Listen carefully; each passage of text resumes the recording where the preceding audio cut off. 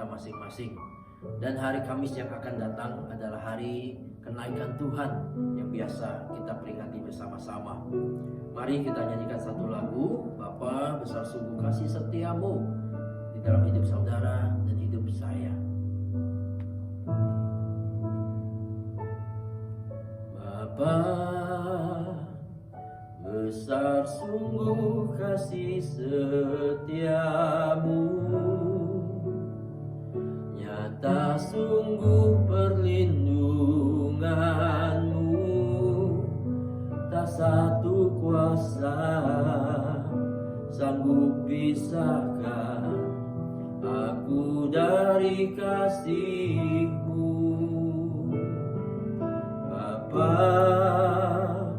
ajarku selalu hormati-Mu,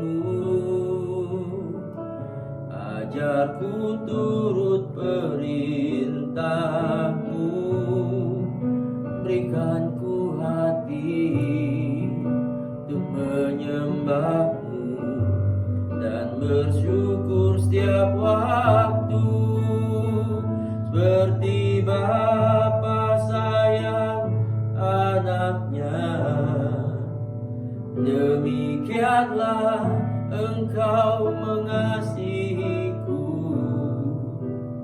Kau jadikan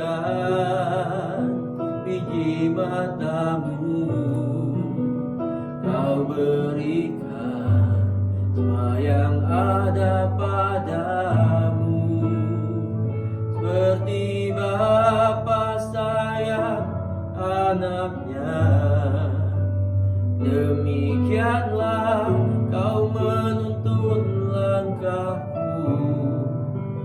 Hari depan indah Kau beri, rancangan-Mu yang terbaik bagiku.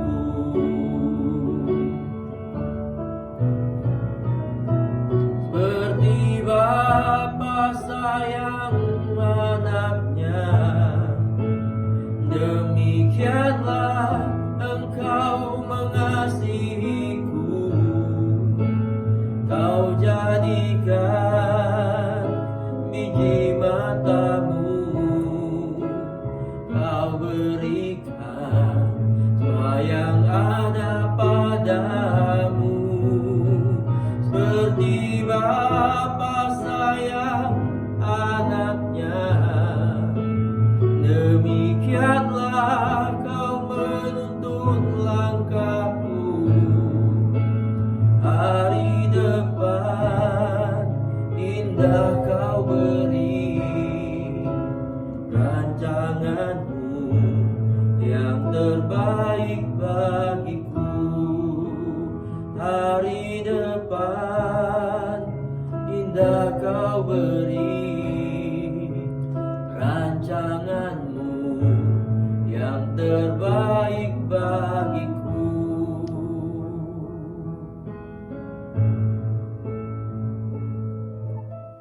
Berbicara kenaikan Tuhan adalah berbicara sesuatu yang sangat penting bagi orang Kristen, bagi orang percaya. Itu sebabnya hari ini ada 3 kepastian di dalam kenaikan Tuhan. Mari kita pelajari bersama. Pertama adalah kepastian keselamatan. Roma 8 ayat 33 berkata, siapakah yang akan menggugat orang-orang pilihan Allah? Allah yang membenarkan mereka, siapakah yang akan menghukum mereka? Ketika Allah memilih engkau dan saya, itu bukan satu kebetulan. Memang Tuhan punya rencana bahwa engkau dan saya mau dan diselamatkan. Bukan karena bahwa kita orang baik, bukan karena kita tidak bersalah. Justru kita orang berdosa, justru kita orang bersalah. Dan Tuhan temukan engkau dan saya. Lalu Tuhan membenarkan kita dari semua pelanggaran kita, dosa kita. Tuhan berkata, engkau dibenarkan dan jadilah kita orang benar. Dalam kapasitas kita sebagai orang benar, ayat ini berkata, siapa yang bisa menghukum engkau dan saya? Itu sebabnya tidak ada yang bisa menggugat. Kata gugatan hanya ditujukan kepada orang-orang bersalah, orang-orang berdosa. Tetapi ayat ini dengan jelas berkata, siapakah yang akan menggugat orang-orang pilihan Allah? Itu sebabnya saudara, yang pertama adalah saudara dan saya memiliki kepastian selamat. Selamat dalam penilaian Allah, dalam pandangan Allah, bukan penilaian manusia, apalagi penghakiman manusia, bukan juga atas intimidasi atas hidup kita sendiri. Kadangkala kita lalai, kita berbuat salah, dan kita terintimidasi dalam waktu tertentu, bahkan seumur hidup kita akan dosa dan salah kita. Saya harus berkata, sesuai dengan konteks ayat ini, ketika engkau datang minta ampun, ketika engkau datang minta ampun kepada Tuhan, engkau dibenarkan oleh Tuhan. Dan kalau engkau dan saya dibenarkan, engkau dan saya diselamatkan Tuhan, maka Yohanes 14 ayat 2 berkata, di rumah Bapakku banyak tempat tinggal. Jika tidak demikian, tentu aku mengatakannya kepadamu, sebab aku pergi ke situ untuk menyediakan tempat bagimu. Engkau dan saya pasti selamat. Dan karena itu Yesus naik ke surga. Dia menyediakan tempat. Dia menyiapkan tempat untuk engkau dan saya,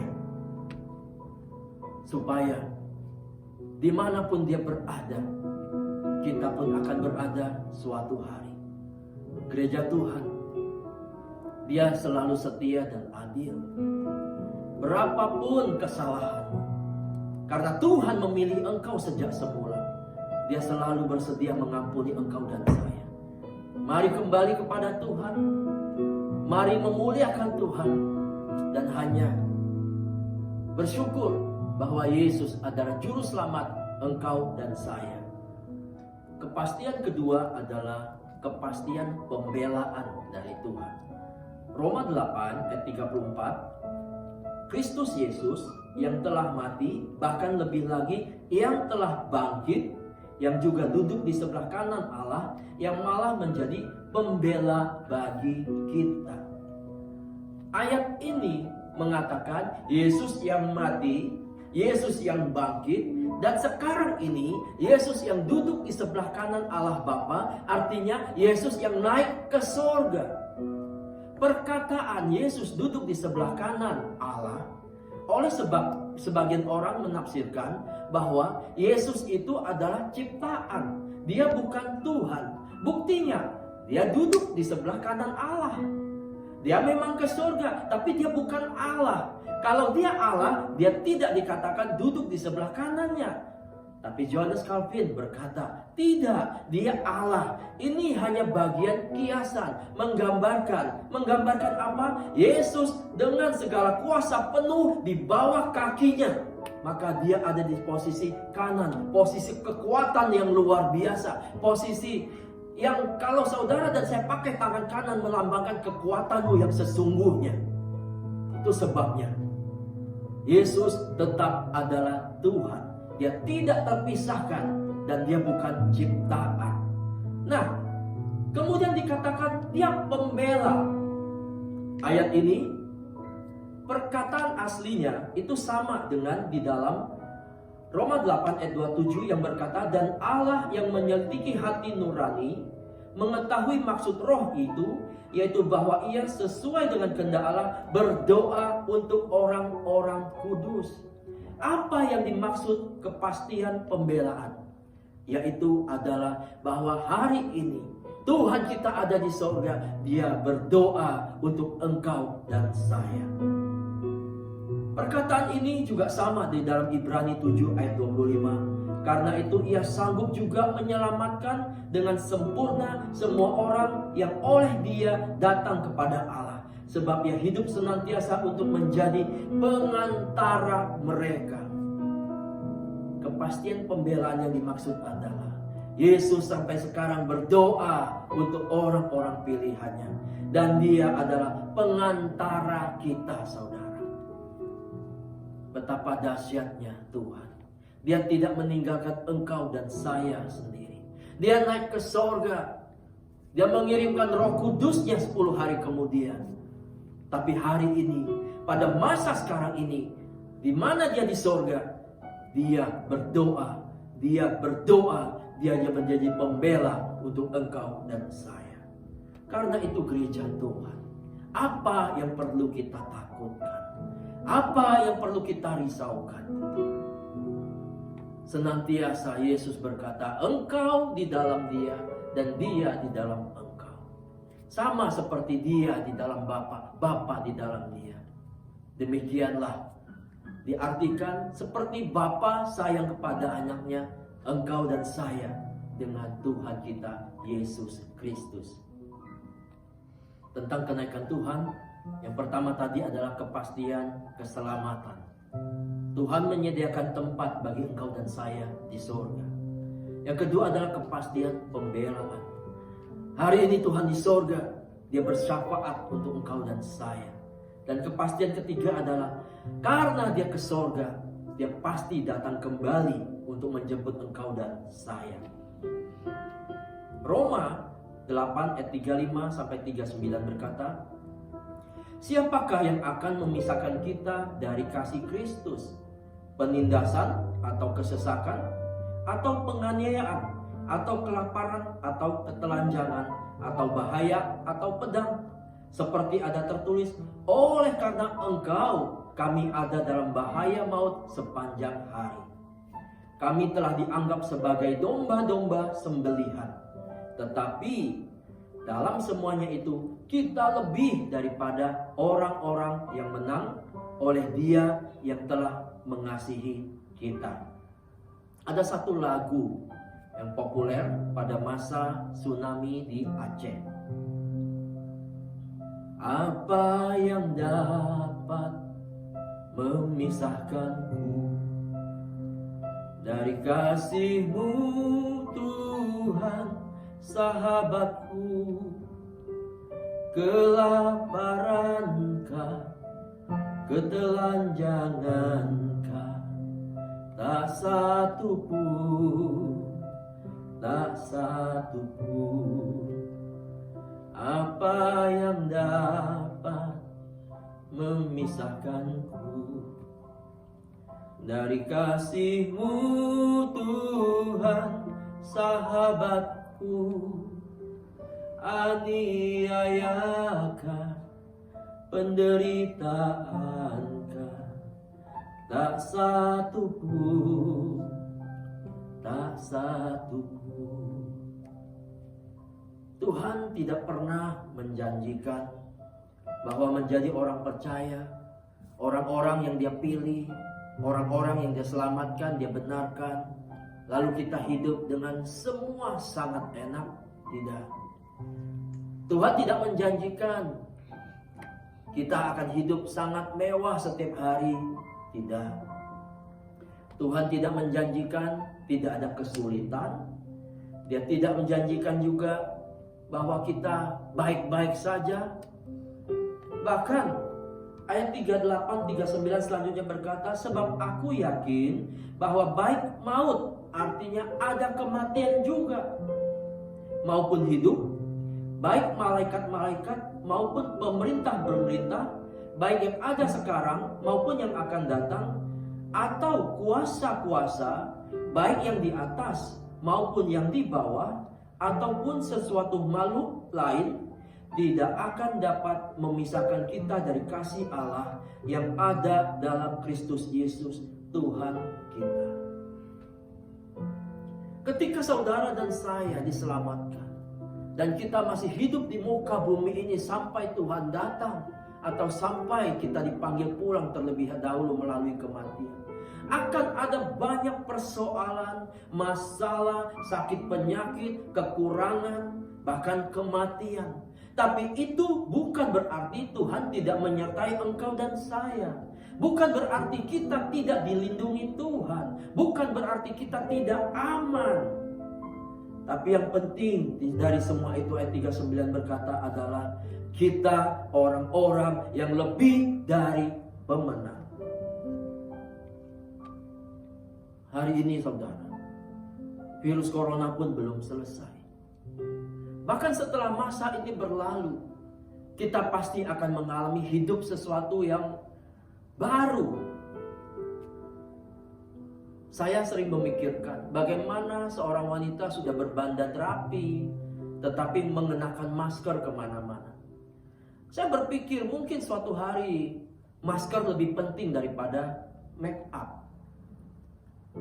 Lipstik yang mahal mungkin sudah tidak terlalu dibutuhkan karena toh ketutupan oleh masker. Ada banyak hal baru yang sedang terjadi setelah masa ini. Orang-orang mulai bekerja, tidak banyak lagi di kantor, tapi mereka akan mengalihkan pekerjaan di rumah. Itu sebabnya ada banyak space perkantoran akan kosong. Kita tidak mungkin lagi atau membatasi untuk berkumpul selalu rame-rame. Tapi mungkin sikap individualistis akan bertambah karena kita menjaga, kita waspada, sehingga kita akan ke kafe sendiri mungkin, ke restoran berdua aja mungkin, kemana-mana mungkin kita tidak rame-rame lagi. Keadaan berubah. Bagaimana dengan orang-orang yang tidak banyak mencari Tuhan di hari-hari yang lalu? Ketika pandemi ini ada dan kita harus beribadah di rumah, mungkin buat sebagian orang mereka malah terlanjur terlena. Sebelum COVID pun mereka jarang ke gereja. Lah bagaimana ketika di rumah? Mereka mungkin tidak butuh Tuhan lagi. Akan ada banyak perubahan. Tetapi gereja Tuhan menantikan Yesus datang kedua kali. Tetaplah tekun di dalam Tuhan. Sekalipun tidak ada yang menyuruh kita beribadah, tetaplah beribadah di rumah. Jangan terlena seperti gadis-gadis yang bijaksana dan gadis yang bodoh. Gadis yang bijaksana, dia selalu akan isi minyaknya dengan penuh, supaya ketika tengah malam mempelai itu datang, mereka siap kapanpun dijemput. Tapi gadis-gadis yang bodoh, dia tidak menyiapkan minyak dengan cukup. Ketika mempelai datang tengah malam menjemput mereka, mereka tidak punya persiapan. Ada lagi yang berkata, menjelang Yesus datang dan sudah sangat dekat waktunya, ayo kita lebih dekat dan lebih kudus kepada Tuhan. Buanglah iri hati, buanglah amarah, buanglah dendam, buanglah semua sikap yang suka memfitnah orang, buanglah semua kejahatan. Jangan berkata, saya tidak merampok, saya tidak berzina. Jangan berkata, saya tidak membunuh. Lalu itu lebih baik daripada saudara yang iri hati, saudara yang menghakimi, saudara yang selalu marah. Semua dosa adalah sama. Menjelang hari Tuhan yang semakin dekat, semua itu harus dikurangi dan dibuat tidak ada. Karena itu Yohanes 14 ayat 3 kemudian berkata, dan apabila aku telah pergi ke situ dan telah menyediakan tempat bagimu, aku akan datang kembali dan membawa kamu ke tempatku, supaya di tempat di mana aku berada, kamu pun berada. Saudara, Yesus yang naik ke surga itu, kepastian ketiga, dia segera datang kembali. Mari dengan memperingati kenaikan Tuhan, sungguh-sungguh kita mengerti, saya pasti selamat. Yang kedua, saya pasti dibela Tuhan. Yang ketiga, saya pasti dijemput Tuhan ketika Ia datang kedua kali. Pastikan engkau dan saya seperti gadis-gadis bijaksana. Tuhan memberkati engkau dan saya dan kita semuanya. Terimalah berkat Tuhan. Terimalah berkat dari Bapa kita di surga. Cinta kasih dari Tuhan kita Yesus Kristus, juga damai sejahtera dan sukacita Allah kita Roh Kudus Di dalam keesaan Tritunggalnya, engkau diberkati Tuhan. Tuhan memberkati keluargamu. Tuhan berkati makan minum pakai tinggalmu. Tuhan berkati kesehatanmu. Tuhan berkati keturunanmu dan masa depanmu. Bahkan pelayananmu dimanapun engkau berada. Ketahuilah, semakin giatlah memberitakan kematian Tuhan. Sebab Dia yang kita sembah sebentar lagi akan tiba. Di dalam nama Tuhan Yesus Kristus, sama-sama kita berkata, Amin.